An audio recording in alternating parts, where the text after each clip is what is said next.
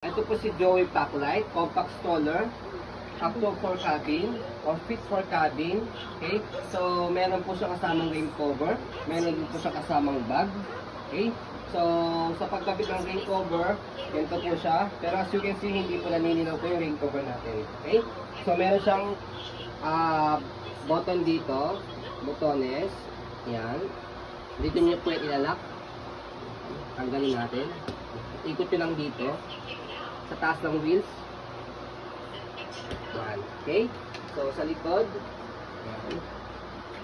Tanggalin nyo ng strap dyan. Okay? Gawin din sa kabila.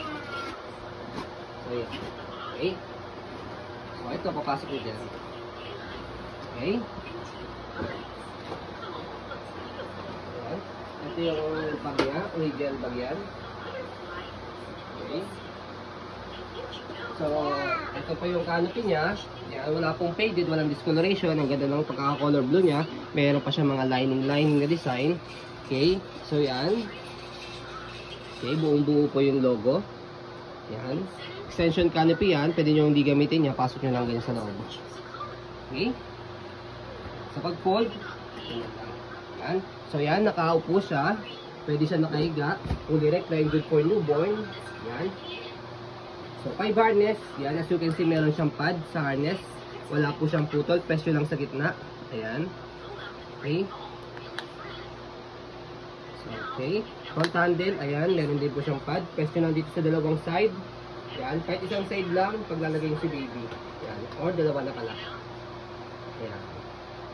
Okay. Ayan. Okay. So, sa footrest, ayan po yung details niya. Okay, so with minimal scratch po yan dahil pre-love, which is normal naman po sa pre-love po yan. Okay, sa gulong, yan, as you can see, hindi po siya pudpod. Kung ito man newborn, nag-swivel. Kung gusto nyo pong one way lang, ito, angat nyo lang po siya, dahil sa kabila. Hindi na siya mag-rotate or mag-swivel. Okay, baba nyo po. Walang po problema sa front wheels. Body frame sa right side, yan po yung details.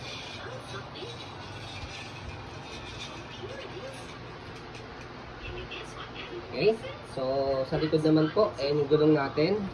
Naka-cable po yan for lock niya. Ayan, okay. So stopper, yan gulong, okay, hindi po siya pudpod. Stopper, naka-go. Baba din lang po yan, stop. Okay, so ito po yung mamaya, hand carry niya o shoulder carry kapag tulog po siya. So dito po siya ina-adjust, baba nyo lang po ito ang kalahati for semi-reclined, baba for fully reclined. Okay? So, angat nyo lang po ganyan, push nyo lang po ito, atake nyo lang po itong dalawa para maupo po siya. Okay? So, sa basket, okay rin po siya. Ayan. Okay? So, regarding naman po sa body frame, sa kabilang side, ayan po yung details. Ayan. Okay. So, yan yung details. So, regarding naman po sa handle niya, ayan yung handle niya. Okay, wala po yung issue. Okay. So, yan. So, stroll natin, ikot-ikot natin. Para makita po ninyo na wala po issue yung stroller. Ayan. Okay. So, sa pag-fold po sa kanya, make sure na nakaupo muna po yung seat belt, seat pad po niya. And then itong canopy, naka-fold po siyang ganyan. Okay? So after that, sa front handle niya, yan, meron ditong ini-slide and then press sa ilalim.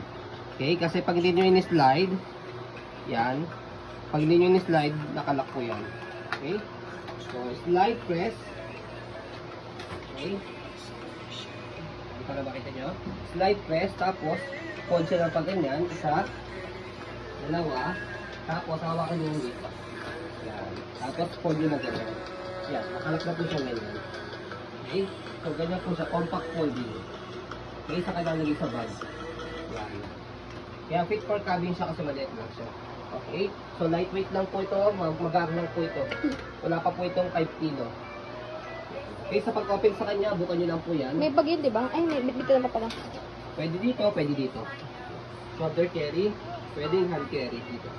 Kapag open sa kanya, bukan nyo lang po muna to. Tapos, Ato niyan, yan. Yan. Hawakan niyo lang dito. Tapos, bukan nyo ganyan. So, ayan. Dahil na po siya kagad. Okay?